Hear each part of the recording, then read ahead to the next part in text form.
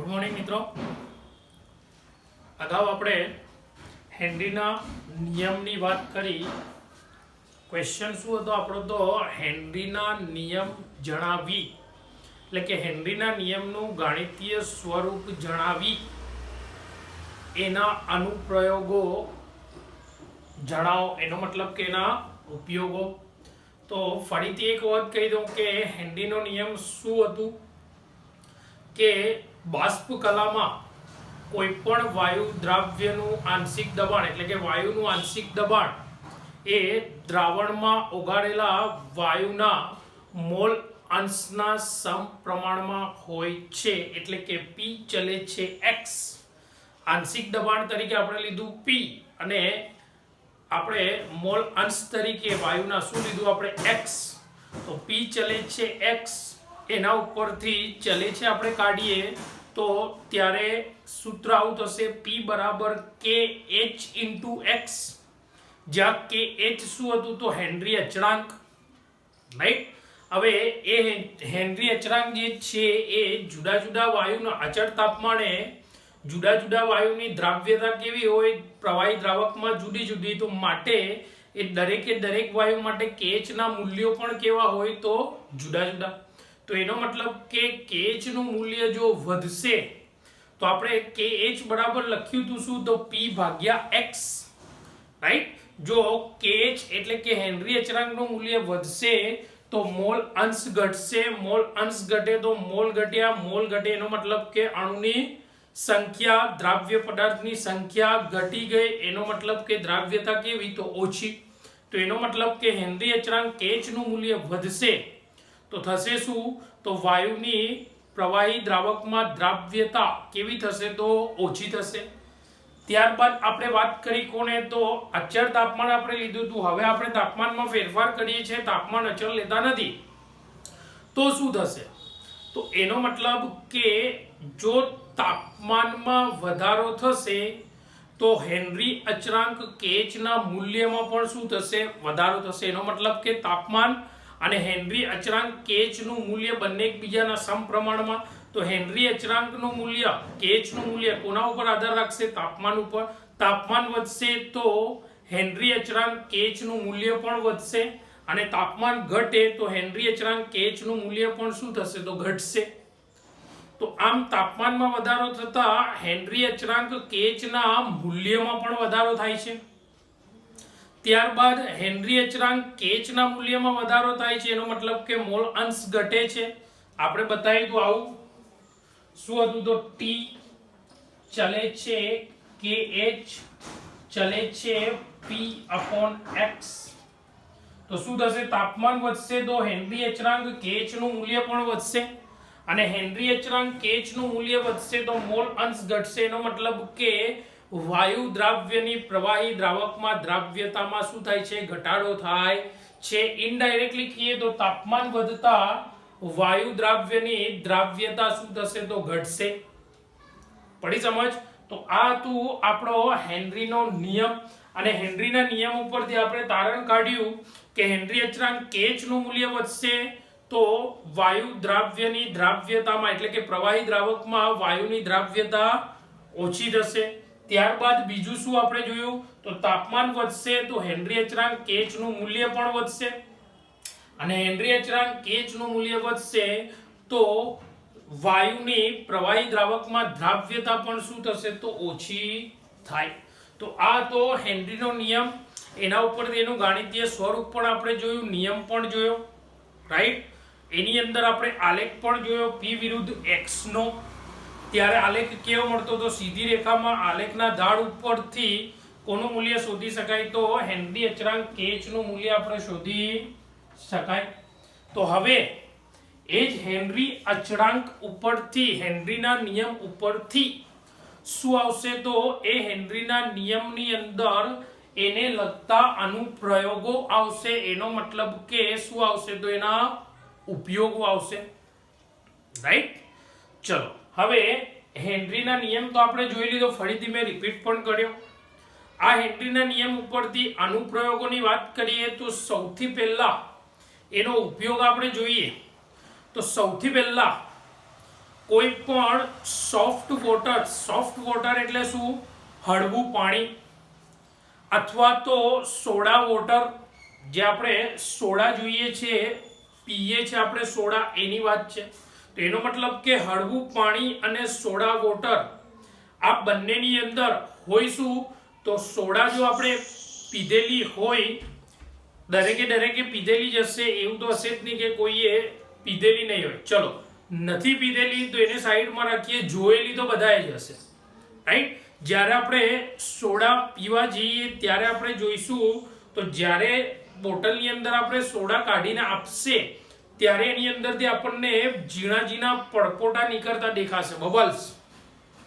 એ પરપોટા છે શું? તો CO2 વાયુ છે, એનો મતલબ કે કાર્બન ડાયોક્સાઇડ વાયુ છે. એ જ રીતના આપણે સોફ્ટ ડ્રિંકની વાત કરીએ, જે કોલ્ડ ડ્રિંક આપણે પીએ છીએ, થમ્સઅપ છે, પેપ્સી છે, રાઈટ? આની અંદર પણ જ્યારે પણ આપણે એ બોટલને શેક કરીશું, હલાવીશું, પછી આપણે જોઈશું તો એની અંદર એકદમ પરપોટા આપણને જોવા મળશે. એનો મતલબ કે એની અંદર પણ જે ગેસ છે એ કયો છે? તો CO2 છે. એનો મતલબ કે કાર્બન ડાયોક્સાઇડ. તો આમ હળવા પાણી અને સોફ્ટ વોટર એટલે કે હળવું પાણી અથવા તો સોડા વોટરની અંદર CO2 વાયુની સાંદ્રતા વધારવા માટે એની અંદર એની જે બોટલ હોય છે એ બોટલને ઊંચા દબાણે એટલે કે પ્રેશરથી શું કરવામાં આવે? તો બંધ કરવામાં આવે છે. ફરીથી શું?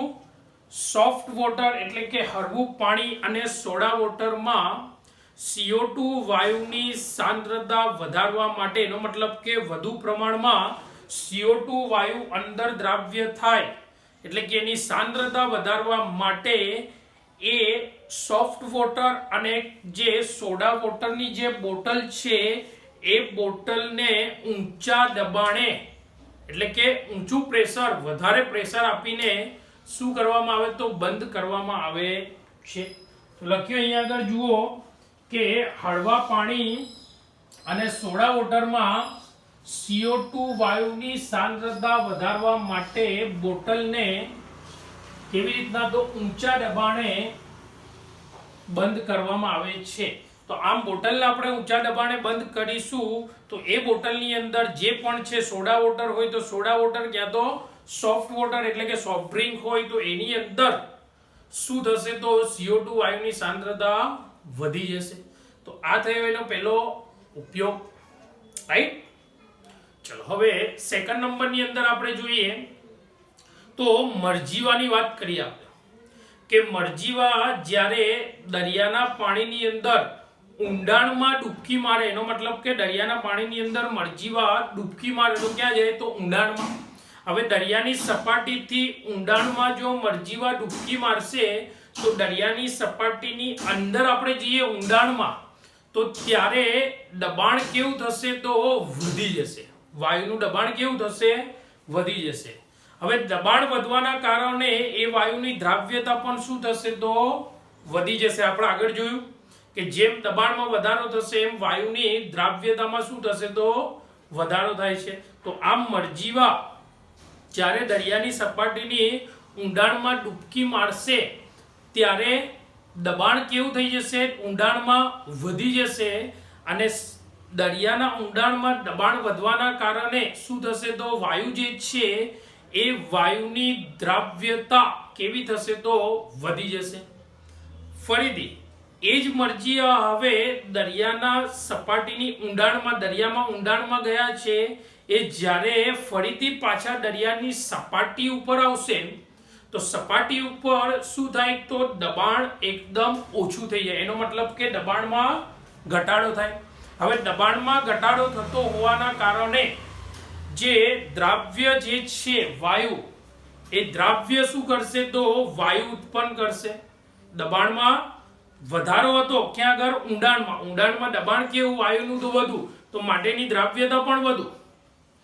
પરંતુ જ્યારે એ જ મરજીવા દરિયાની સપાટી ઉપર જેમ જેમ આવતા જશે ઉપર, એમ એમ એના દબાણમાં, વાયુના દબાણમાં શું થશે? તો ઘટાડો થશે. દબાણ ઘટવાના કારણે એ દ્રાવ્ય જે છે એ શું ઉત્પન્ન કરશે તો વાયુ. કયા પ્રકારનો વાયુ ઉત્પન્ન કરશે તો N2 એટલે કે નાઇટ્રોજન વાયુ ઉત્પન્ન કરશે. હવે એ નાઇટ્રોજન વાયુ જે છે એ કરે શું તો એ નાઇટ્રોજન વાયુ જે ઉત્પન્ન થાય એ નાઇટ્રોજન વાયુ માણસના શરીરની અંદર જે બ્લડ છે એ બ્લડ એટલે કે લોહીની અંદર શું ઉત્પન્ન કરશે તો એ N2 વાયુના પરપોટા ઉત્પન્ન થશે. અને આમ એ બ્લડમાં N2 વાયુના પરપોટા ઉત્પન્ન થવાના કારણે એ મરજીવા માટે કેવા તો અત્યંત જીવલેણ સાબિત થાય. રાઈટ. એ N2 વાયુના જે પરપોટા ક્યાં ઉત્પન્ન થાય તો બ્લડની અંદર N2 વાયુના પરપોટા ઉત્પન્ન થાય તો એ બ્લડ લઈ જનાર જે પણ રક્ત વાહિની છે એ રક્ત વાહિની કેવી થઈ જાય તો બ્લોક થઈ જાય. હવે આ રક્ત વાહિની બ્લોક થવાના કારણે એ મરજીવાની અંદર શું ઉત્પન્ન થાય તો ઘણા બધા પ્રકારની પેન એટલે કે પીડા ઉત્પન્ન થાય. અને એ N2 વાયુના પરપોટા કેવા સાબિત થાય એની અંદર તો જીવલેણ સાબિત થાય. તો આમ આ N2 વાયુની જે પોઈઝન ઇફેક્ટ છે, વિષાણુતા છે, એ વિષાણુતા આપણે દૂર કરવા માટે એ N2 વાયુની સાંદ્રતા ઘટાડવા માટે એની અંદર શું ઉમેરવામાં આવે તો હિલિયમ વાયુ ઉમેરવામાં આવે. અને હિલિયમ વાયુ ઉમેરવાના કારણે એ નાઇટ્રોજન જે વાયુ ઉત્પન્ન થયો છે એ નાઇટ્રોજન વાયુની સાંદ્રતા કેવી થઈ જશે તો ઓછી થઈ જશે. એનો મતલબ કે રક્તવાહિની કેવી થઈ જાય તો બ્લોક થઈ જાય. બ્લોક એને આપણે બીજા શબ્દોમાં શું કહેવાય તો બેન્ડ કહેવાય. રક્તવાહિની બેન્ડ થઈ જાય. ફોર એક્ઝામ્પલ આપણે પાણીની પાઇપનું ઉદાહરણ લઈએ. પાણીની પાઇપ હોય, હવે એ પાણીની પાઇપ કોઈ પણ એક બાજુથી પ્રેસ થઈ ગઈ હોય, દબાઈ ગઈ હોય તો શું થાય કે આ બાજુથી પાણી આવશે પરંતુ એના એ જ્યાં આગળ દબાઈ ગયેલું છે ત્યાંથી પાણી આગળ નહીં જાય. કારણ કે ત્યાં આગળ શું થઈ ગયું છે બેન્ડ થઈ ગયું છે. રાઈટ. એ બેન્ડ આપણે ખોલીશું, કમ્પ્લીટ ક્લિયર કરીશું તો જ ત્યાંથી પાણી આગળ જશે. તો આ જ વસ્તુ ક્યાં આગળ જોવા મળે તો ડાયનાઇટ્રોજન વાયુને કારણે માણસના શરીરમાં શું ઉત્પન્ન થાય તો રક્તવાહિનીની અંદર બેન્ડ એટલે કે રક્તવાહિની જે હોય એકદમ પાતળી હોય એ રક્તવાહિની કોઈ પણ બાજુથી દબી જાય એનો મતલબ કે બેન્ડ થઈ જાય. તો એનો મતલબ કે ત્યાંથી બ્લડનું સર્ક્યુલેશન શું થાય અટકી જાય. હવે બ્લડનું સર્ક્યુલેશન અટકી જાય એનો મતલબ કે માણસની અંદર શું તો બ્લડમાં જે ઓક્સિજનનું પ્રમાણ છે ખૂબ જ ઓછું થઈ જાય કારણ કે ત્યાંથી બ્લડ આગળ જવાનું નથી. તો હવે ડાયનાઇટ્રોજન વાયુના પરપોટાને કારણે રક્તવાહિની બ્લેન્ડ થાય. એ બેન્ડ થવાના કારણે ત્યાંથી આગળ જે બ્લડ જવાનું છે જવાનું નથી. તો એના કારણે શું ઉત્પન્ન થાય બોડીની અંદર પોઈઝનસ ઇફેક્ટ ઉત્પન્ન થાય. એનો મતલબ કે ઝેરી કેમિકલો ઉત્પન્ન થાય, વિષાણુતા ઉત્પન્ન થાય. તો એમ N2 વાયુની જે વિષાણુતા છે, વિષાણુતા એટલે કે એની પોઈઝનસ જે ઇફેક્ટ છે, અસર છે, એ દૂર કરવા માટે કે એ N2 વાયુની સાંદ્રતા શું કરવી પડે આપણે તો ઘટાડવી પડે. કોની અંદરથી તો બ્લડમાંથી. તો બ્લડમાં એ N2 વાયુની સાંદ્રતા આપણે ઘટાડવા માટે શું કરીશું તો એની અંદર હિલિયમ વાયુ ઉમેરવામાં આવે છે. જો હિલિયમ વાયુ આપણે ઉમેરી દઈએ તો હિલિયમ વાયુ ઉમેરવાના કારણે થશે શું તો એ જે બ્લડની અંદર N2 વાયુની સાંદ્રતા કે જે છે કેવી થઈ જાય ઓછી. કારણ કે આપણે બધાને ખબર છે કે મરજીવા જ્યારે દરિયાની અંદર ડૂબકી મારશે ઊંડાણમાં ત્યારે એની જોડે એક બોટલ લગાડેલો હોય છે. આપણે એમ કહીએ જનરલી કે ભાઈ આ ઓક્સિજનનો બોટલ છે, પણ એ ઓક્સિજનની બોટલની અંદર બે વસ્તુ હોય. શું હોય? O2 અને N2 એટલે કે ડાયનાઇટ્રોજન. હવે ફોર એક્ઝામ્પલ ઊંડાણમાં જશે તો ત્યાં આગળ દબાણ વધુ છે, પ્રેશર વધુ, તો માટે વાયુની દ્રાવ્યતા વધુ, તો ત્યારે ઓક્સિજન એને મળશે એટલે કે વાયુ દ્રાવ્ય થઈ ગયો. પરંતુ જ્યારે એ જ મરજીવા દરિયાની સપાટીની ઉપર આવશે તો ત્યાં દબાણ એનું ઘટી જશે. દબાણ ઘટવાના કારણે જે દ્રાવ્ય છે એ શું ઉત્પન્ન કરશે તો N2 વાયુના પરપોટા ઉત્પન્ન કરે. પણ ક્યાં ઉત્પન્ન કરશે તો એ મરજીવાના બોડીની અંદર, શરીરમાં, બ્લડમાં. કોના તો N2 વાયુના પરપોટા. હવે આ N2 વાયુના જે પરપોટા ઉત્પન્ન થયા એ N2 વાયુના પરપોટા કરશે શું તો એ મરજીવાના શરીરની અંદર જે રક્તવાહિનીઓ છે રક્તવાહિનીને બેન્ડ કરી નાખશે, બેન્ડ એટલે કે એને બ્લોક કરી નાખશે, અને એ રક્તવાહિની બ્લોક થશે તો ત્યાં આગળ બ્લડનું સર્ક્યુલેશન જે છે શું થશે, અટકી જશે. એના કારણે પોઈઝનસ ઇફેક્ટ ઉત્પન્ન થશે. પોઈઝનસ ઇફેક્ટ એટલે કે વિષાણુતા ઉત્પન્ન થશે. તો આમ આ N2 વાયુને હવે એની સાંદ્રતા કેવી કરવી પડે, એ મરજીઓ હવે કેવા પીડાથી પીડાય છે. એનો મતલબ કે એના શરીરની અંદર ઘણી બધી પીડા ઉત્પન્ન થાય, રાઈટ, કે એની અંદર શ્વાસ લેવામાં તકલીફ પડે, બીજા પ્રકારની પીડા ઉત્પન્ન થાય, રાઈટ, બ્લડનું સર્ક્યુલેશન અટકી જાય. તો આમ આ N2 વાયુની શું આવે તો વિષાણુતા. તો હવે આ N2 વાયુને દૂર કરવા માટે, એની વિષાણુતા એનો મતલબ કે એની પોઈઝનસ ઇફેક્ટ દૂર કરવા માટે એની અંદર એ જ બોટલની અંદર થોડાક પ્રમાણમાં શું ઉમેરવામાં આવે તો હિલિયમ વાયુ. તો હિલિયમ વાયુ ઉમેરી દીધો, એના કારણે એ જે ડાયનાઇટ્રોજન વાયુની જે પોઈઝનસ ઇફેક્ટ છે એની વિષાણુતા એ કેવી થઈ જશે, ઓછી. બ્લડમાં એની સાંદ્રતા કેવી થઈ જશે, N2 વાયુની ઓછી. તો માટે મરજીવાને શ્વાસ લેવામાં કોઈ પણ પ્રકારની તકલીફ પડશે નહીં. તો માટે એ ઓક્સિજન સિલિન્ડર જે છે બોટલ છે એની અંદર 11.7% એટલે કે 11.7%, કેટલા 11.7%, 11.7% શું હશે તો હિલિયમ વાયુ. ત્યારબાદ 56.2% જેટલું એપ્રોક્સિમેટલી શું હશે તો N2 વાયુ, અને 32% જેવું શું હશે તો O2 વાયુ હશે. તો આ ઓક્સિજન સિલિન્ડરની અંદર હિલિયમ વાયુ કેમ ઉમેરવામાં આવે છે, કારણ કે એ બ્લડની અંદર N2 વાયુની જે વિષાણુતા છે એ ઓછી કરવા માટે, એની સાંદ્રતા ઓછી કરવા માટે એમાં હિલિયમ વાયુ ઉમેરવામાં આવે છે. તો આમ જે ઓક્સિજન સિલિન્ડર જે છે એને અંદર શું શું કમ્પોઝિશન હોય તો હિલિયમ, N2 અને O2 નું કમ્પોઝિશન. એમાં હિલિયમ કેટલું તો 11.7%, N2 વાયુ કેટલો તો 56.2% જેટલો એપ્રોક્સિમેટલી, અને O2 વાયુ કેટલો એમાં તો 32% જેટલો. તો આ રીતના આખું કમ્પોઝિશન કરીને એ ઓક્સિજન સિલિન્ડરનો બોટલ મરજીવા એની જોડે રાખે છે. તો આ પણ એનો શું થયો તો અનુપ્રયોગ એટલે કે ઉપયોગ, રાઈટ. જોઈએ કે મરજીવા જ્યારે દરિયામાં ઊંડાણમાં ડૂબકી મારે છે ત્યારે ઊંચા દબાણને કારણે શું થશે તો વાયુની દ્રાવ્યતા વધે છે, પરંતુ જ્યારે તે દરિયાની સપાટી ઉપર આવે ત્યારે શું થશે તો દબાણમાં ઘટાડો થતો હોવાના કારણે દ્રાવ્ય શું ઉત્પન્ન કરશે તો વાયુ ઉત્પન્ન કરે છે. તો આમ ઉત્પન્ન થતો N2 વાયુ લોહીની અંદર બ્લડમાં શું ઉત્પન્ન કરશે તો પરપોટા ઉત્પન્ન કરશે. એ પરપોટા ઉત્પન્ન કરવાના કારણે રક્તવાહિની કેવી થઈ જશે, બેન્ડ થઈ જશે. એટલા માટે એને બેન્ડ્સ કહે છે, જે રક્તવાહિનીને શું કરશે તો બ્લોક કરશે, રાઈટ. મેં હમણાં તમને કીધું ને કે રક્તવાહિની કોઈ પણ એક બાજુથી દબી જાય તો એ શું થઈ ગયો, બેન્ડ. બેન્ડ થવાના કારણે રક્તવાહિની કેવી થઈ જાય તો બ્લોક થઈ જાય, રાઈટ. તો એ રક્તવાહિનીને બ્લોક કરે છે, જે મરજીવા માટે કેવી તો પીડાકારક અને જીવલેણ સાબિત થાય. આ જે બેન્ડ થઈ જાય, મેં તમને કીધું કે કોઈ પણ રક્તવાહિની બેન્ડ થાય તો ત્યાંથી રક્તનો જે સ્ત્રાવ થવાનો છે, સર્ક્યુલેશન અટકી જાય, જેના કારણે ઓક્સિજનનું પણ સર્ક્યુલેટિંગ અટકી જાય. તો એના કારણે શું થાય, ઘણી બધી પીડા થાય, અને એ વસ્તુ કેવી સાબિત થાય તો જીવલેણ સાબિત થાય. તો હવે આ જે N2 વાયુ જે છે બ્લડમાં, એ N2 વાયુની વિષાણુતા એટલે કે એની પોઈઝનસ ઇફેક્ટ દૂર કરવા માટે, એની સાંદ્રતા ઓછી કરવા માટે એ ઓક્સિજન સિલિન્ડરમાં શું ઉમેરવામાં આવે તો હિલિયમ વાયુ ઉમેરવામાં આવે છે, જે N2 વાયુની સાંદ્રતા શું કરશે તો ઘટાડે છે.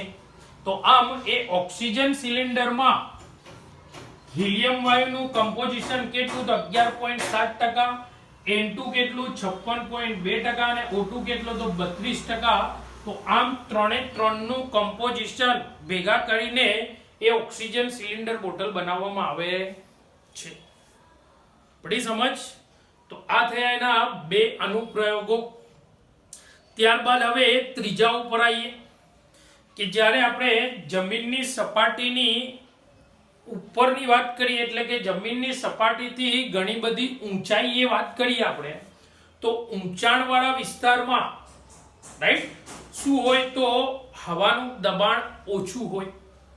જમીનની સપાટીથી ઊંચાણવાળા વિસ્તારમાં ઊંચી જગ્યાએ હવાનું દબાણ કેવું હોય? ઓછું હોય. હવાનું દબાણ ઓછું એનો મતલબ કે O2 વાયુનું દબાણ પણ કેવું? તો ઓછું હોય. તો હવે આ ઊંચાઈવાળા વિસ્તારમાં રહેતા ઘણા બધા લોકો અથવા તો પર્વતારોહકો, જે આપણે જોઈએ છીએ કે ઘણા બધા પર્વતારોહકો ઘણી બધી ઊંચાઈએ જાય છે, રાઈટ? તો એ પર્વતારોહકો અને એ ઊંચાઈ પર રહેતા લોકોની અંદર O2 વાયુ જે છે એ O2 વાયુનું દબાણ કેવું હશે? ઓછું હશે. તો O2 વાયુની સાંદ્રતા ઓછી હોવાના કારણે એ ઊંચાઈ પર જે લોકો રહે છે એ લોકોની અંદર શું હોય તો શારીરિક નબળાઈ, એટલે કે O2 વાયુનું પ્રમાણ જો ઓછું થાય, O2 વાયુનું પ્રેશર જો આપણા શરીરની અંદર ઓછું થાય તો શું થાય? તો શારીરિક નબળાઈ આવે. જે હમણાં જ આપણે આ કોરોનાની અંદર ઘણા બધાએ જોયું હશે કે જેનું અંદર ઓક્સિજનનું સેચ્યુરેશન ઓછું આવતું હશે, રાઈટ? ત્યાં આગળ આપણે આવું બોલીએ છીએ SpO2 સેચ્યુરેશન. તો આ SpO2 એટલે કે ઓક્સિજનનું જે સેચ્યુરેશન ઓછું આવતું હશે એ બધા જ કોરોનાના જે પેશન્ટ છે એની અંદર આપણને જોવા મળશે કે એ લોકોને અશક્તિ જેવું ફીલ થાય. એને જ કહેવાય આપણે શારીરિક નબળાઈ. એ કોના કારણે? તો ઓક્સિજન વાયુનું આપણા શરીરમાં દબાણ ઓછું હોવાના કારણે, આપણા શરીરમાં O2 ની સાંદ્રતા ઓછી હોવાના કારણે આ શું ઉત્પન્ન થાય? તો શારીરિક નબળાઈ ઉત્પન્ન થાય.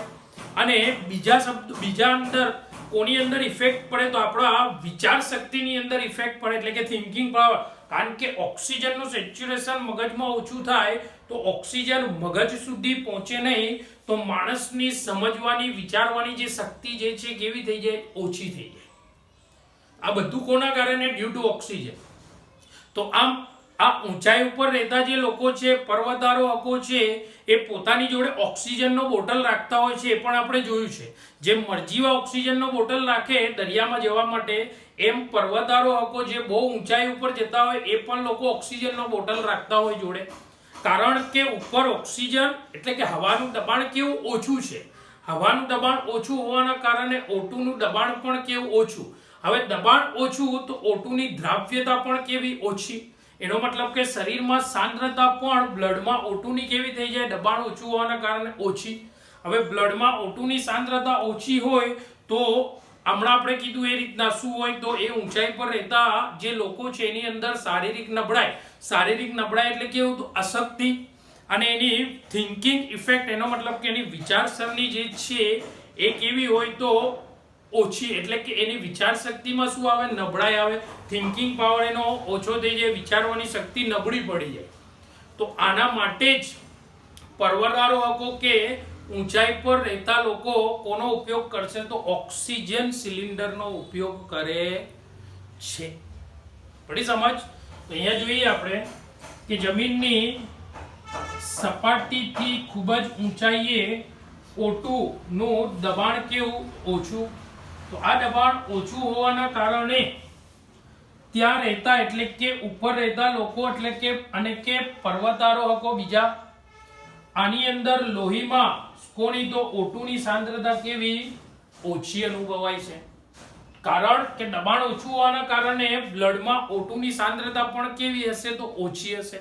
હવે આ O2 ની સાંદ્રતા બ્લડમાં ઓછી હોય તો એના કારણે તેના જે લોકો છે જે ઊંચાઈએ રહે છે, જે પર્વતારોહકો છે એની અંદર મેં તમને હમણાં કીધું કે શારીરિક નબળાઈ, એનો મતલબ કે અશક્તિ જેવું ફીલ થાય. અને એની વિચારવાની જે ક્ષમતા છે એમાં પણ શું આવે? તો ખામી આવે, એમાં પણ નબળાઈ આવે.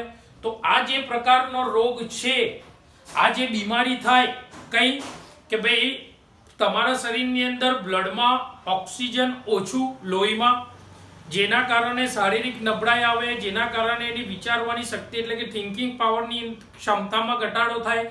તો આવી જે બીમારી છે, આવો જો રોગ જે છે એને કહેવાય એનોક્સિયા. શું કહેવાય?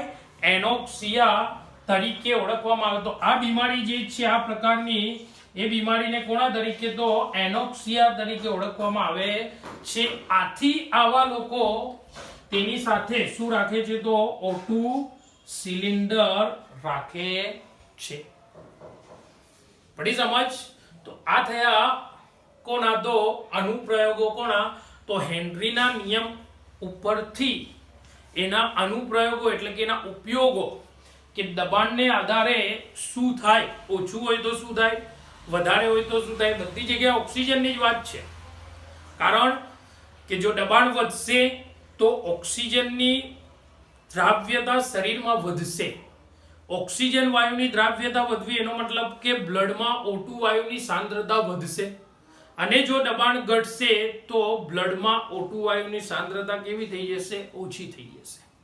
તો ફરીથી એકવાર રિપીટ કરી નાખીએ કે સૌથી પહેલા શું છે? તો સોફ્ટ વોટર એટલે કે સોફ્ટ ડ્રિંક અને સોડા વોટરની અંદર CO2 ની સાંદ્રતા વધારવા માટે શું કરવામાં આવે? તો એની બોટલને ઊંચા દબાણે બંધ કરવામાં આવે છે. ઊંચા દબાણે બંધ કરીશું એટલે CO2 ની સાંદ્રતા અંદર કેવી થશે? દ્રાવ્યતા વધી જશે. ત્યાર પછી વાત કરીએ આપણે મરજીવાની, કે મરજીવા જ્યારે દરિયાની અંદર ઊંડાણમાં જાય છે ત્યારે એનું દબાણ ત્યાં આગળ કેવું હોય છે? હવાનું વધુ. દબાણ વધુ હોવાના કારણે વાયુની દ્રાવ્યતા પણ કેવી? તો વધુ. પરંતુ જ્યારે જેમ જેમ દરિયાની સપાટીની ઉપર આવતા જશે એમ એમ દબાણમાં ઘટાડો થતો જશે. અને જેવું જ દબાણ ઘટશે તો એ જે ઓક્સિજન સિલિન્ડર એ લોકો જે લઈને જાય છે એની અંદરથી શું ઉત્પન્ન થાય? તો એટલા માટે આપણે કીધું કે એ જે વાયુ જે છે એ દ્રાવ્ય જે છે એ શું ઉત્પન્ન કરશે? તો વાયુ ઉત્પન્ન કરશે. તો કયા પ્રકારનું દબાણ ઘટવાના કારણે? N2 વાયુ ઉત્પન્ન થશે, ડાયનાઇટ્રોજન. આ N2 વાયુ જે છે એ બ્લડની અંદર શું ઉત્પન્ન કરશે? તો પરપોટા ઉત્પન્ન કરશે લોહીમાં. એ N2 વાયુના પરપોટા લોહીમાં ઉત્પન્ન થવાના કારણે એ રક્તવાહિની જે છે, બ્લડ લઈ જનાર, લોહી લઈ જનાર જે રક્તવાહિની કેવી થઈ જશે? તો બેન્ડ. અને આ રક્તવાહિની બેન્ડ થવાના કારણે, આ રક્તવાહિની બ્લોક થવાના કારણે ત્યાંથી ઓક્સિજનની સપ્લાય કેવી થઈ જશે? ઓછી થઈ જશે. જેના કારણે મરજીવાના શરીરની અંદર શું થાય? તો પોઈઝનસ ઇફેક્ટ આવી જાય. એનો મતલબ કે એના કારણે જે મરજીવા જે છે એ મરજીવા પીડાકારક, અને એની અંદર એ વસ્તુ કેવી સાબિત થાય? તો જીવલેણ સાબિત થઈ જાય. કે જ્યાં N2 વાયુના પરપોટા છે એ N2 વાયુના પરપોટા બ્લડમાં આવી ગયા તો એનો મતલબ કે રક્તવાહિની બેન્ડ થઈ જાય. આ રક્તવાહિની બ્લોક થવાના કારણે ત્યાંથી રક્તનું જે પ્રસરણ છે, વહન અટકી જાય. વહન અટકવાના કારણે O2 વાયુની સાંદ્રતા પણ અંદર શું થઈ જાય? બ્લડમાં ઓછી થઈ જાય. તો આના કારણે એ મરજીવાની અંદર શું થાય? તો ઘણા બધા પ્રકારની એને પીડા થાય, ઘણા બધા પ્રકારનું પેન થાય, અને વધતા એ વસ્તુ એને કેવી સાબિત કરે? તો જીવલેણ સાબિત થાય. તો આમ આ N2 વાયુની બ્લડમાંથી, લોહીમાંથી, રક્તમાંથી એની વિષાણુતા એટલે કે એની પોઈઝનસ ઇફેક્ટ, એની ઝેરી અસર દૂર કરવા માટે એની અંદર શું ઉમેરવામાં આવે? તો હિલિયમ વાયુ ઉમેરવામાં આવે. અને હિલિયમ વાયુ ઉમેરવાના કારણે બ્લડમાંથી, લોહીમાંથી જે N2 વાયુની દ્રાવ્યતા જે છે, એની સાંદ્રતા જે છે કેવી થઈ જશે? તો ઓછી થઈ જશે.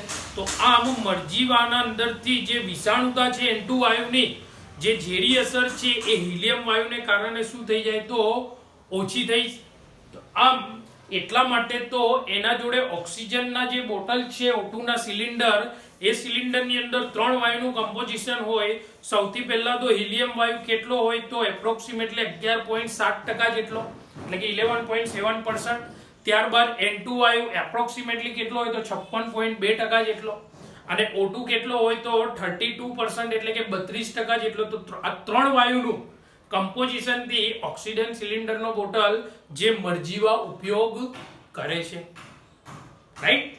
ચલો ત્યાંથી આગળ જઈએ તો ક્યાંની વાત કરીએ આપણે? કે જમીનથી ઘણી બધી ઊંચાઈએ જે લોકો રહે છે એ લોકોની વાત કરીએ, અથવા તો પર્વતારોહકોની વાત કરીએ આપણે.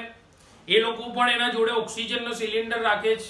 કારણ શું? કે જમીનથી ઘણી બધી ઊંચાઈએ, જમીનની સપાટીથી ઊંચાઈએ શું હોય તો જેમ જેમ ઊંચાઈએ જતા જઈએ એમ એમ O2 વાયુનું દબાણ ઓછું થતું જાય, ઓક્સિજનનું દબાણ ઓછું થતું જાય. હવે દબાણ ઓછું થાય હવાનું તો એના કારણે ઓક્સિજન વાયુની બ્લડમાં સાંદ્રતા, લોહીમાં સાંદ્રતા પણ કેવી ઓછી, કે ઓક્સિજન વાયુની જે દ્રાવ્યતા છે બ્લડમાં આપણા શરીરમાં એ કેવી થતી જાય તો ઓછી થતી જાય.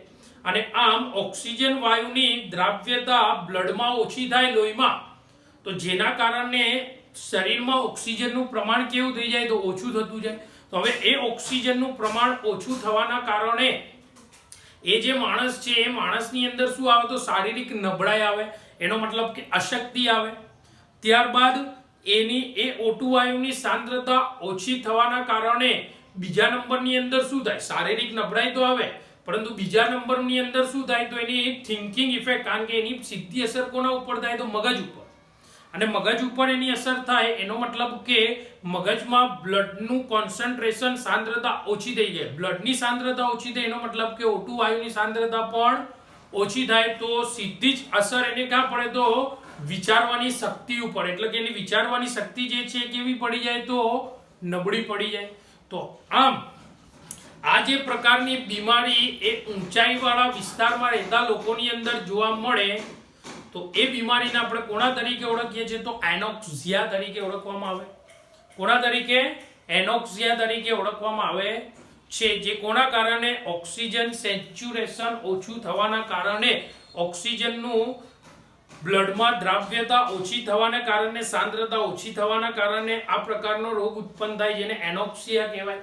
એટલા માટે તો ઊંચાઈવાળા વિસ્તારમાં રહેતા લોકો કે પર્વતારોહકો કોનો તો ઓક્સિજન સિલિન્ડરનો ઉપયોગ કરે છે, રાઈટ.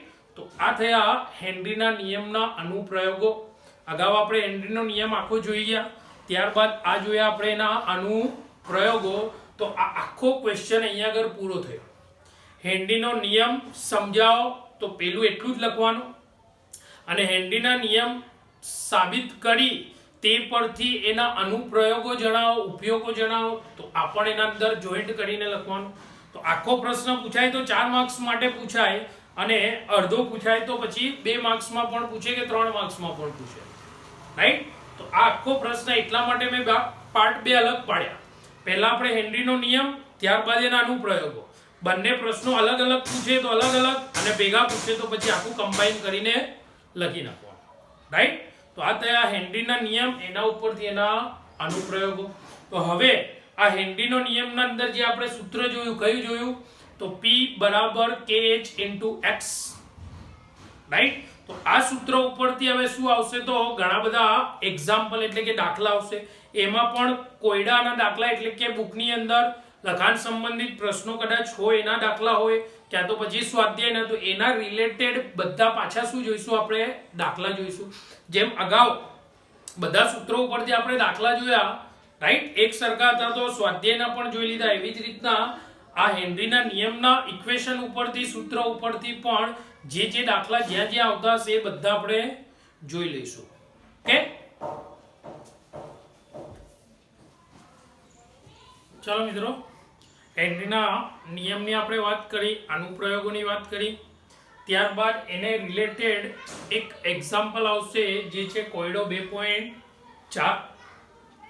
કોયડો 2.4 જે છે એની રકમ આપણે સૌથી પહેલા જોઈએ તો N2 વાયુને 293 કેલ્વિન તાપમાને કોની અંદરથી પસાર કરવામાં આવે છે તો પાણીમાંથી પસાર કરવામાં આવે છે.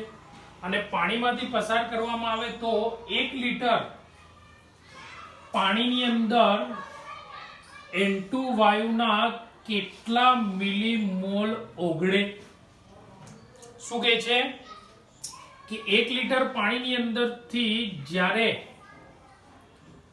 કોને પસાર કરવામાં આવે તો N2 વાયુને પસાર કરવામાં આવે 293 કેલ્વિન તાપમાને, રાઈટ. તો 293 કેલ્વિન તાપમાને જ્યારે N2 વાયુને 1 લીટર પાણીની અંદર પસાર કરવામાં આવે તો 1 લીટર પાણીની અંદર પસાર કરવામાં આવે તો N2 વાયુના કેટલા મોલ એ પાણીની અંદર ઓગળે એ શોધવાનું છે આપણે. પણ એને મિલીમોલ કીધું છે, એનો મતલબ કે મોલ તો શોધવાના પણ ml માં, લીટરમાં નહીં પરંતુ ml માં શોધવાના. રાઈટ। ત્યારબાદ શું આપેલું છે તો N2 વાયુ 0.987 બાર શું છે તો આંશિક દબાણ ધરાવે છે। ત્યારબાદ જો આ N2 વાયુ 0.987 બાર આંશિક દબાણ સર્જે એટલે કે આટલા દબાણનું જો સર્જન કરે તો N2 વાયુ માટે કેટલા તો 293 કેલ્વિન તાપમાને હેનરી અચળાંકનું મૂલ્ય આપેલું છે કેટલું તો 76.48 કિલો બાર। સૌથી પહેલા રકમને આપણે સમજવાની શું કહેવા માંગે તો અહીંયા પણ 293 કેલ્વિન 293 કે એનો મતલબ કે અચળ તાપમાને કહે છે। તો હેનરીનો નિયમ પણ આપણે જોયો તો અચળ તાપમાને જ છે। તો અચળ તાપમાને શું કહે છે તો 1 લિટર પાણીની અંદરથી N2 વાયુને આપણે પસાર કરીએ તો એ N2 વાયુના કેટલા એનો મતલબ કે N2 વાયુને દ્રાવ્ય કરવાનો છે। N2 વાયુને પાણીની અંદર દ્રાવ્ય કરે એનો મતલબ કે વાયુનું પ્રવાહી દ્રાવકમાં દ્રાવ્યતા। તો N2 વાયુ છે તો એના કેટલા મોલ પાણીની અંદર ઓગળશે તો N2 વાયુ શું થયો દ્રાવ્ય પદાર્થ અને પાણી શું થયું તો દ્રાવક। તો N2 વાયુ દ્રાવ્ય છે અને પાણી શું છે તો દ્રાવક। તો દ્રાવ્યના એ દ્રાવકમાં કેટલા મોલ ઓગળશે પણ મોલ લીટરમાં નહીં પરંતુ કોની અંદર એને મિલીમોલ કીધું છે ml માં મોલ શોધવાના છે। દ્રાવ્ય પદાર્થના મોલ એટલે કે N2 પણ દ્રાવ્ય પદાર્થ તરીકે શું છે સ્મોલ n2 એટલે કે દ્રાવ્યના મોલ અને n2 કેપિટલ n2 એનો મતલબ કે નાઇટ્રોજન વાયુ દ્રાવ્ય પદાર્થ છે જેના n2 એટલે કે એના મોલ આપણે મિલીમોલ શોધવાના છે। પડી આટલી સમજ। તો એના માટે એનું આંશિક દબાણ આપણને આપેલું છે 0.987 બાર આંશિક દબાણ આપેલું છે અને એ n2 વાયુ માટે નો હેનરી અચળાંકનું મૂલ્ય પણ એને આપ્યું છે કેટલું તો 76.48 કિલો બાર આપેલું છે રાઈટ। તો હવે સૌથી પહેલા જે પણ વસ્તુ આપેલી છે આપણે અહીંયા આગળ લખી નાખીએ। સૌથી પહેલા તો શું આપેલું છે તો દબાણ આપેલું છે। તો સૌથી પહેલા આપણે લખીએ આંશિક દબાણ કેટલું 0.987 બાર રાઈટ। ત્યારબાદ એને હેનરી અચળાંકનું મૂલ્ય આપ્યું છે KH એનું મૂલ્ય આપણે લખીએ કેટલું તો 76.48 કિલો બાર આપેલું છે પરંતુ અહીંયા આગળ જો દબાણ બારમાં આપેલું છે હેનરી અચળાંક કિલો બારમાં આપેલું છે તો એને પણ આપણે ફેરવવાનું કોની અંદર તો બારમાં। તો આપણે પહેલા ચેપ્ટરની અંદર 11 માં જોઈ હતી SI યુનિટ તો કિલો એટલે શું તો 1000 તો કિલો જે છે એ કિલો આપણે કાઢી નાખીએ તો એની જગ્યાએ શું મૂકવું પડે તો 10³ આવું હતું કંઈક કે કિલો બરાબર તો કિલોનો યુનિટ શું થાય તો કે તો કિલો બરાબર શું થાય તો 10³ તો હવે અહીંયા હેનરી અચળાંકનું મૂલ્ય શું આપેલું છે 76.48 કિલો બાર આપેલું છે પણ આપણે મૂલ્ય કોની અંદર ફેરવવાનું તો બારમાં કારણ કે ઉપર દબાણ બારમાં છે તો કિલોની જગ્યાએ શું મૂકી દઈશું કિલો જે છે વસ્તુ યાદ રાખવાનું SI યુનિટમાં જો સંજ્ઞા આપણે મૂકીએ તો કિંમત નહીં મૂકવાની 10³ શું છે કિલોની કિંમત છે જો કિંમત મૂકો તો કે સંજ્ઞા નહીં મૂકવાની કિલો માટેની અને કે સંજ્ઞા મૂકો તો એની કિંમત કાઢી નાખવાની। જો અહીંયા આગળ આપણે કિલો બાર આપેલું છે તો કિલો કે જે છે એની સંજ્ઞા છે એ કાઢું તો એની જગ્યાએ શું મૂકીશ એની કિંમત મૂકી દઈશું અને જો કિંમત આપેલી હોય અને એ કિંમતને હું કાઢી નાખું તો એની જગ્યાએ એનું જે સંજ્ઞા છે કિલો એ લખી નાખવાનું। તો અહીંયા આગળ શું આપેલી છે સંજ્ઞા આપેલી છે અને એ સંજ્ઞાને હું જો કાઢું તો એની જગ્યાએ મારે શું લખવાની એની કિંમત તો શું લખીશ તો 76.48 ગુણ્યા કિલોની જગ્યાએ હું લખીશ 10³ અને 12 જે એકમ છે તો એમને એમ જ રહેશે।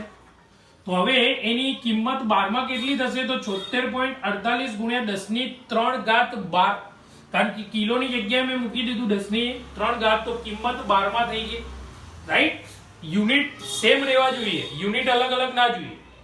ચલો ત્યારબાદ બીજું શું આપેલું છે આપણને હેનરી અચળાંક લઈ લીધું દબાણ લઈ લીધું તાપમાન તો કેવું છે અચળ આપણે એને લખવાની જરૂર નથી। ત્યારબાદ એનું પાણી જે છે દ્રાવક એનું કદ આપેલું છે 1 લીટર, પરંતુ જો કિલો આપણે લખીએ તો કદ લીટરમાં લેવાનું, પરંતુ આપણે અહીંયા કિલો કાઢી નાખ્યું, 12 માં લખ્યું તો કદ લીટરની જગ્યાએ કોની અંદર લેવાનું તો ml માં, કારણ કે એના મોલ મિલીમાં શોધવાના છે, ml માં શોધવાના છે. માટે 1 લીટર બરાબર શું થશે તો 1000 ml. આ કોનું કદ થયું તો દ્રાવકનું કદ થયું. કોનું થયું? આ દ્રાવકનું કદ. દ્રાવકનું કદ એટલે કોનું તો પાણીનું કદ. પાણીનું કદ કોની અંદર લખ્યું આપણે તો ml માં. તો હવે આપણે શોધવાનું શું છે આના ઉપરથી તો સૌથી પહેલા હેનરી અચળાંકનું જે આપણે સૂત્ર મૂકીશું શું તો P બરાબર kh * x. તો રાઈટ, તો આપણા જોડે છે શું દબાણ છે અને હેનરી અચળાંકનું મૂલ્ય છે તો x નું મૂલ્ય. એનો મતલબ કે x નું મૂલ્ય આપણે શોધવાનું છે તો દ્રાવ્ય માટે શોધવાનું છે. તો દ્રાવ્ય માટે x શું આવે તો x2 લખીએ છીએ આપણે દ્રાવ્ય માટે, કારણ કે N2 શું છે દ્રાવ્ય પદાર્થ છે, એના માટે શું લખીશું આપણે તો x2. x2 એટલે શું છે તો એના મોલ અંશ છે, રાઈટ. તો x આપણે નથી લખતા, ખાલી x2 લખીએ છીએ, દ્રાવ્ય છે એટલા માટે. તો એના મોલ અંશ આપણે શું કરવાનું તો શોધવાના છે. તો ચલો હવે સૌથી પહેલા આપણે શું કરીશું તો હેનરી અચળાંકનું આપણે સૂત્ર મૂકીએ. હેનરી અચળાંકનું સૂત્ર મૂકીએ. ચાલો શું આવશે સૂત્ર તો P બરાબર kh * x. પરંતુ દ્રાવ્ય પદાર્થ માટે છે, N2 માટે છે એટલા માટે હું અહીંયા x2 લખી નાખું છું. સમજ પડી ને? દ્રાવ્ય પદાર્થના મોલ અંશ છે એટલા માટે x2 અને દ્રાવકના મોલ અંશ હોય તો x1. પડી સમજ? તો ચલો x2 લખી નાખું, દ્રાવ્યના મોલ અંશ છે એટલા માટે. તો હવે જો એવી રીતના લખવું હોય તો આમ પણ લખી શકાય, xN2 પણ લખી શકાય. એનો મતલબ કે ડાયનાઇટ્રોજનના મોલ અંશ એમ પણ લખી શકાય. અને ડાયરેક્ટ જો x2 લખવું હોય તો પણ લખી શકાય, xN2 લખો તો પણ ચાલે. તો આના ઉપરથી ખબર પડે ડાયનાઇટ્રોજનના મોલ અંશ છે, અને જો N2 ના લખવું હોય, ભૂલ પડે તો લખી નાખવાનું x2, એ દ્રાવ્યના મોલ અંશ. ચલો હવે આપણા જોડે દ્રાવ્યના મોલ અંશ શોધવાનો, તો એને આપણે સૂત્રનો કરતા બનાવીએ x2 ને.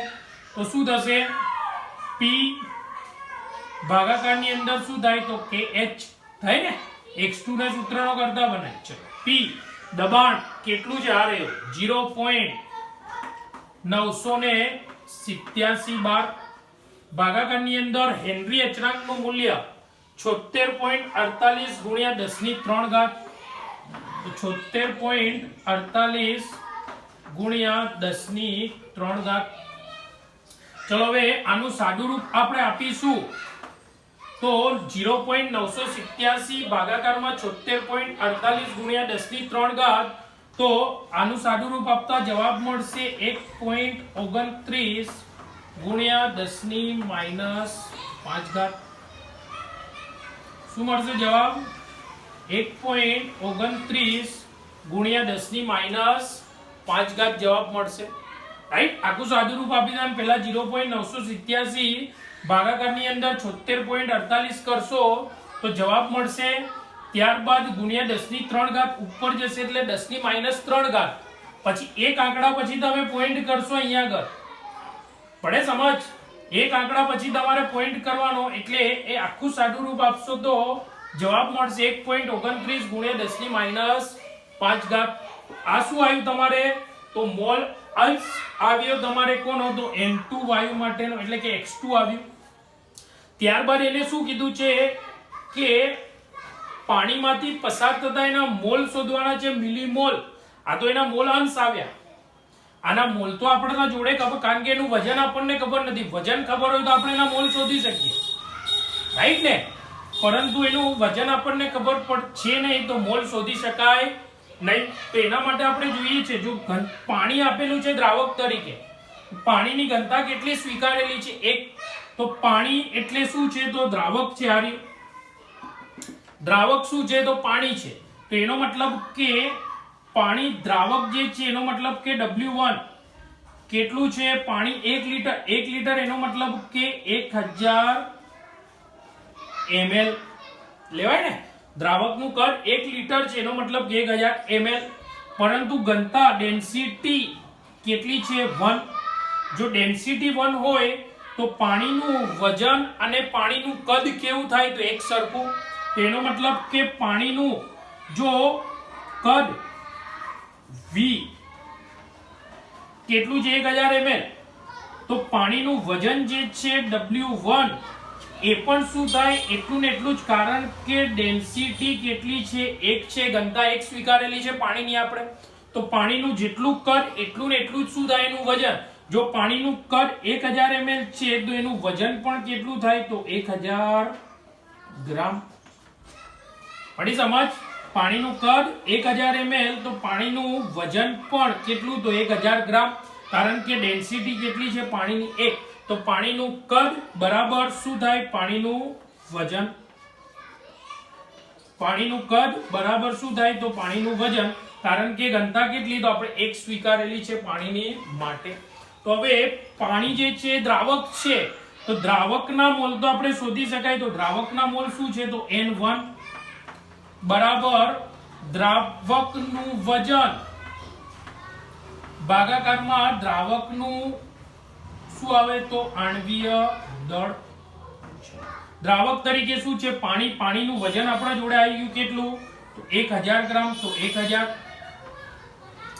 ભાગાકારમાં એનું આણ્વીય દળ પાણીનું કેટલું 18 તો માટે N1 બરાબર 1000 ભાગ્યા 18 કેટલા થાય 55.56 મોલ આ શું આવ્યું N1 એનો મતલબ કે પાણીના મોલ આવે આપણી જોડે હવે આપણે શું કરવાનું છે તો દ્રાવકના મોલ તો આપણા જોડે મળી ગયા પણ આપણે તો એક્ચ્યુઅલમાં N2 એટલે કે દ્રાવ્યના મોલ શોધવાના છે એટલે કે N2 શોધવાના છે તો હવે દ્રાવ્યના મોલ આપણે શોધવાના છે તો કેવી રીતના સૂત્ર લખીશું આપણે તો N2 બરાબર શું આવશે તો N2 બરાબર દ્રાવ્યનું વજન આવશે ને તો N2 એટલે કે મોલ પરંતુ અહીંયા આગળ આપણે X2 એટલે કે મોલ અંશ તો શોધી લીધા કોના દ્રાવ્યના મોલ અંશ આપણે શોધી દીધા પડે સમજ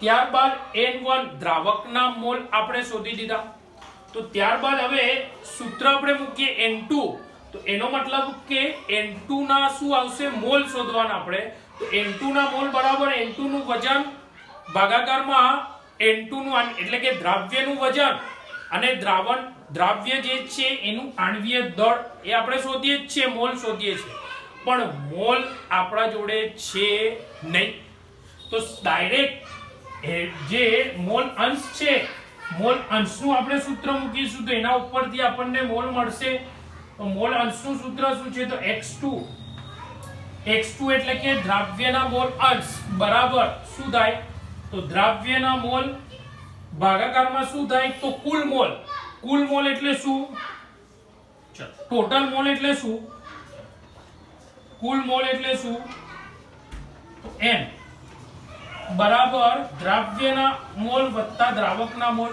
આમ થાય ને કુલ મોલ N બરાબર શું થાય N1 N2 તો આપણે મોલ અંશ શોધવા હોય દ્રાવ્યના મોલ અંશ તો સૌથી પહેલા આવશે દ્રાવ્યના મોલ ભાગાકારમાં શું આવે કુલ મોલ એટલે શું લખીએ આપણે N1 N2 પડી સમજ N1 તો છે આપણા જોડે પણ N2 આપણા જોડે નથી દ્રાવ્યના મોલ નથી તો હવે આપણે જોઈએ તો N2 જે છે એ N1 કરતા કેવો છે તો નાનો છે એનો મતલબ કે N1 ના મોલ કેટલા છે તો 55.56 મોલ એના કરતા N2 ના મોલ કેવા ઘણા નાના ખૂબ જ નાના અતિ નાના એની કિંમત ખૂબ જ ઓછી અને ઓછી કિંમત હોવાના કારણે N2 ને શું કરતા તો અવગણતા કયા તો આ જે N2 છે એ N2 ને આપણે શું કરીએ છીએ તો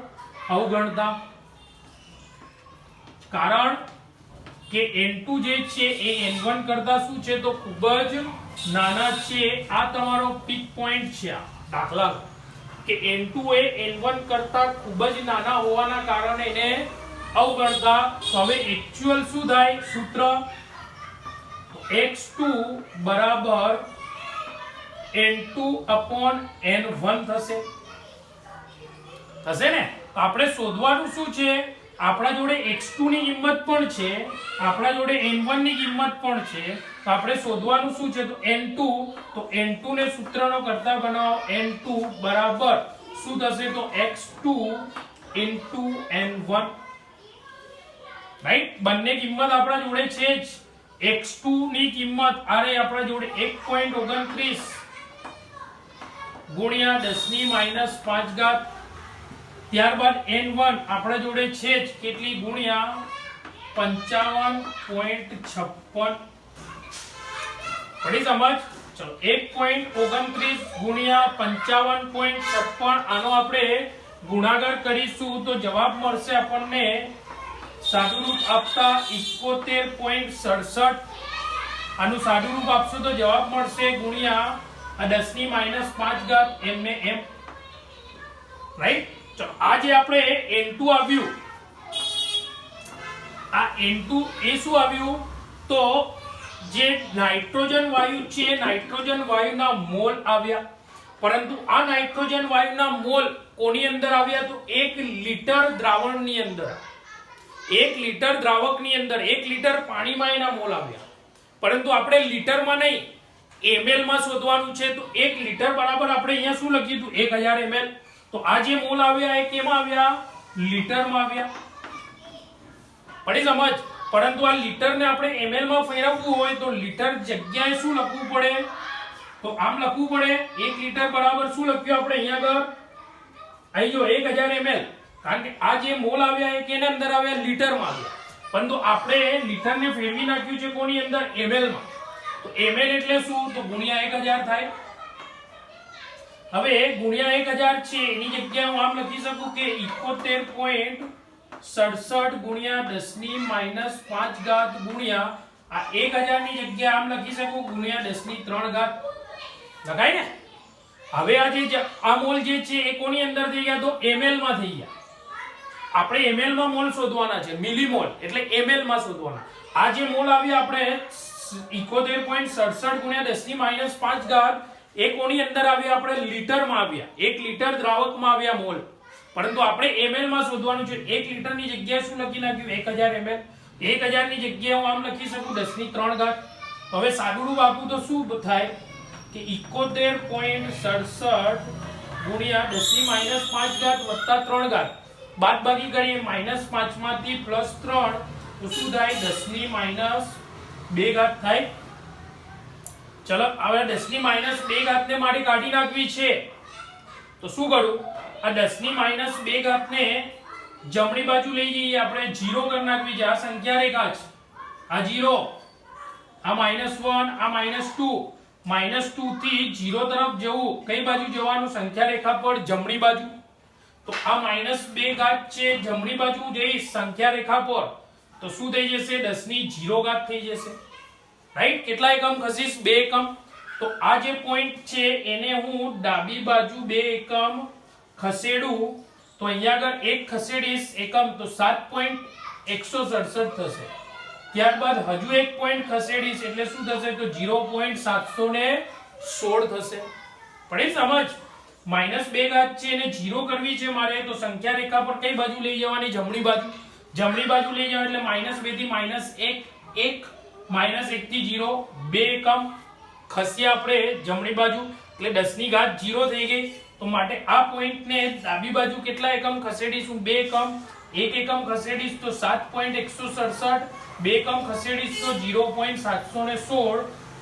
તો આમ N2 જે છે આપણને એક્ચ્યુઅલ કેટલો મળશે, તો 0.716 મિલીમોલ. પડી સમજ? તો આમ જે ડાઇનાઇટ્રોજન વાયુ છે એ ડાઇનાઇટ્રોજન વાયુના મોલ કેટલા મળશે આપણને, 0.700 મિલીમોલ. આટલા મિલીમોલ ડાઇનાઇટ્રોજન વાયુને આપણે 1 લિટર પાણીમાં એટલે કે 1000 ml પાણીમાં ઓગાળવો પડે. રાઈટ. દાખલાની અંદર કશું જ નથી, ફક્ત અને ફક્ત આ જે સ્ટેપ છે આ જ સમજવાનું છે તમારે, આ સ્ટેપ, બાકી કશું જ નથી. જો સૌથી પહેલા તો આપણે કિંમત લખી નાખી. હેનરી અચળાંક કિલો બારમાં આપેલું છે એટલે આપણે બારમાં ફેરવવા માટે કિલોની જગ્યાએ આપણે 10⁻³ લખી નાખી. એ તો મેં તમને સમજાવી દીધું કે 10⁻³ લખો તો કિલો નહીં લખવાનું. એનો મતલબ કે એક કિંમત લખો તો એની સંજ્ઞા નહીં લખવાની, સંજ્ઞા લખો તો કિંમત નહીં લખવાની. અહીંયા આગળ એની સંજ્ઞા છે, સંજ્ઞાને આપણે કાઢી નાખવી હોય તો એની જગ્યાએ આપણે કિંમત લખી નાખવાની. સંજ્ઞાને હંમેશા દૂર કરવી હોય તો એની જગ્યાએ એની કિંમત લખી નાખવાની. તો કિલોની કિંમત કેટલી થાય? 10⁻³ એ આપણે લખી નાખી. રાઈટ. દબાણ અને હેનરી અચળાંકનું મૂલ્ય આપેલું છે, એના ઉપરથી એનું સૂત્ર મૂકીશું. સૂત્ર ઉપરથી x જે છે kh * x સૂત્ર એમ છે, પણ x2 કેમ લખ્યો આપણે કે ડાયનાઇટ્રોજન વાયુ શું છે? દ્રાવ્ય પદાર્થ છે. દ્રાવ્ય પદાર્થના મોલ અંશ, તો દ્રાવ્ય પદાર્થના મોલ અંશ એટલે x2 અને દ્રાવકના મોલ અંશ એટલે કે x1, એમ આપણે સંજ્ઞા આગળ જોઈલી. રાઈટ. દ્રાવ્યના મોલ અંશ એટલા માટે x2 લખ્યા. x2 ને સૂત્રનો કરતા બનાવો, દબાણની કિંમત મૂકી, ત્યારબાદ હેનરી અચળાંકનું મૂલ્ય મૂક્યું તો એના મોલ અંશ આવ્યા. ડાયનાઇટ્રોજન વાયુના મોલ અંશ કેટલા? 1.29 × 10⁻5. પડી સમજ? ત્યારબાદ આપણે શું કર્યું? તો 1 લિટર પાણી આપેલું છે. 1 લિટર પાણી, પાણી શું છે? તો દ્રાવક છે. તો પાણી દ્રાવક છે, લીટરમાં આપેલું છે, પરંતુ આપણને મોલ કોની અંદર શોધવાના છે? તો મિલીમાં. અરે મિલી એટલે ml. તો હવે 1 લિટર ને ml માં ફેરવવાનું હોય તો કેટલા થાય? તો 1 લિટર = 1000 ml. તો દ્રાવકનું કદ કેટલું થાય? તો 1000 ml. પરંતુ પાણી જે છે, દ્રાવક તરીકે પાણી છે, પાણીની ઘનતા ડેન્સિટી એક સ્વીકારેલી છે આપણે. તો પાણીનું જેટલું કદ થાય એટલું ને એટલું જ પાણીનું શું થાય? તો વજન થાય. તો પાણીનું કદ 1000 ml, તો પાણીનું વજન પણ કેટલું? તો 1000 ગ્રામ. પડી સમજ? કદ બરાબર વજન, તો જેટલું પાણીનું કદ એટલું જ પાણીનું વજન. તો પાણી શું છે? તો દ્રાવક. તો દ્રાવકનું વજન પણ છે, દ્રાવકનું આણ્વીય દળ પણ આપણને ખબર છે. તો સૌથી પહેલા દ્રાવકના મોલ આપણે શોધી દીધા. N1 1000, એનું વજન, આણ્વીય દળ 18. કેટલો જવાબ આવ્યો? 55.56 મોલ. આ કોનું આવ્યું? મોલ. દ્રાવકના મોલ આવ્યા. તો દ્રાવ્યના મોલ આપણે શોધવાના છે. તો દ્રાવ્યના મોલ અંશ આપણા જોડે છે, આ રહ્યા. તો મોલ અંશ બરાબર શું થાય? તો દ્રાવ્યના મોલ અંશ બરાબર દ્રાવ્યના મોલ ભાગાકારમાં કુલ મોલ. દ્રાવકના મોલ અંશ બરાબર દ્રાવકના મોલ ભાગાકારમાં કુલ મોલ. આપણે આગળ ઘણા બધા જોઈએ દાખલા એવા. તો દ્રાવ્યના મોલ N2 ભાગાકારમાં કુલ મોલ એટલે શું? તો N1 + N2. નહીં ને? આ તો કુલ મોલ. કુલ મોલ એટલે શું? તો N1 + N2 લખો કે કુલ મોલ લખો, બંને વસ્તુ સરખી. તો હવે શું છે અહીંયા આગળ કે જે N2 ના જે મોલ છે એનો મતલબ કે દ્રાવ્યના મોલ જે છે એ દ્રાવકના મોલ કરતા કેવા છે? તો અતિ નાના છે, ખૂબ જ નાના છે. દ્રાવ્યના મોલ દ્રાવકના મોલ કરતા કેવા છે? ખૂબ જ ઓછા છે. અને આપણા કેમિસ્ટ્રીની અંદર ખબર છે કે જેની કિંમત ખૂબ જ નાની હોય એને આપણે શું કરીએ છીએ? તો અવગણી નાખીએ છીએ. હવે દ્રાવ્યના મોલ દ્રાવકના મોલ કરતા ખૂબ જ નાના છે. અહીંયા આગળ આ બંનેની કમ્પેરિઝન કરવાની છે કે આના મોલ કેટલા? તો 55.56. એના કરતા દ્રાવ્ય N2 ના મોલ કેટલા છે? ખૂબ જ નાના છે, એટલા માટે એને આપણે અવગણી નાખીએ. હવે N2 ને અવગણતા, કારણ કે એની કિંમત કેવી છે? ખૂબ જ નાની હોવાથી એને શું કરીએ છીએ આપણે? તો અવગણી નાખીએ છીએ. આની કિંમત ખૂબ જ નાની હોવાથી N2 ને અવગણતા, N2 ને અવગણી નાખ્યા. બંનેની કમ્પેરિઝન કરવાની છે. આ N2 ને નથી અવગણવાનું, આ બંનેમાંથી કમ્પેરિઝન કરવાની છે. તો આ બંનેની કમ્પેરિઝનમાં N2 જે છે દ્રાવ્યના મોલ કેવા? ખૂબ જ ઓછા. કોની કમ્પેરિઝનમાં? તો દ્રાવકની કમ્પેરિઝનમાં. માટે દ્રાવ્યના મોલને અવગણતા સૂત્ર કેવું થઈ જાય? તો N2/N1. તો હવે N2 શોધવાના છે આપણે, કારણ કે દ્રાવ્યના મિલીમોલ શોધવાના છે. N2 ને સૂત્રનો કરતા બનાવ્યો. સૂત્ર શું થાય? X2 × N1. x2 ની કિંમત આપણા જોડે છે આ રે n1 પણ આપણે શોધી દીધા છે 55.56 એ પણ મૂકી દીધું. હવે જે જવાબ મળ્યો સાદુરૂપ આપતા 71.67 ગુણ્યા 10 ની -5 ઘાત. પણ આ જવાબ જે છે એ કોની અંદર મળ્યો? મોલ તો મળી ગયા આપણને n2 ના, પણ 1 લિટર દ્રાવકમાં મળ્યા, 1 લિટર પાણીમાં. પરંતુ આપણે લિટરમાં નહીં ml માં શોધવાના છે, મિલી આપેલું છે. તો લિટર હોય, લિટરનું ml કરવું હોય, 1 લિટરની જગ્યાએ ml કેટલા થાય? તો 1000 ml. આ 1000 ની જગ્યાએ આમ લખી શકાય 10 ની 3 ઘાત. લખાય ને? સરસ. પછી ઘાતાંકનો સરવાળો બાદબાકી -5 + 3 -2. હવે -2 ઘાત આમ પણ લખો તમે 71.67 ગુણ્યા 10 ની -2 ઘાત મિલીમોલ, તો પણ તમારો જવાબ સાચો. આ જે છે ને જવાબ તમારે આ પણ જવાબ તમે લખો તો આ પણ જવાબ સાચો છે. 71.67 ગુણ્યા 10 ની -2 ઘાત મિલીમોલ સાચો જવાબ છે. એમ પણ લખો તો ચાલે, પડી સમજ. પરંતુ આપણે શું છે ઘાતાંકને 0 કરી નાખી, તો -2 ને 0 કરવા માટે કઈ બાજુ કેટલા એકમ સંખ્યા રેખા પર ખસવું પડે? તો -2 થી -1, -1 થી 0 જમણી બાજુ ખસવું પડે 2 એકમ. તો આ પોઈન્ટ ને 2 એકમ ડાબી બાજુ ખસેડો, 1 અને 2, તો 0.716 મિલીમોલ. 0.716 મિલીમોલ શું થાય? તો એ N2 જે વાયુ છે, દ્રાવ્ય જે છે, દ્રાવ્ય પદાર્થ તરીકે ડાયનાઇટ્રોજન વાયુ, એના મિલીમોલ મળ્યા આપણને, જે શોધવાનું કીધું છે. અને એની જગ્યાએ આમ જવાબ લખો 71.67 ગુણ્યા 10 ની -2 ઘાત મિલીમોલ, તો પણ જવાબ ખોટો પડે નહીં. આ ઉપરવાળો જવાબ પણ લખો તો સાચો, આ પણ લખો તો એ સાચો. પડી સમજ? તો આ થયો કોયડો 2.4. ઓકે. ત્યારબાદ આગળ સ્વાધ્યાયમાં આ રિલેટેડ જેટલા પણ એક્ઝામ્પલ હશે એ આપણે જોઈશું.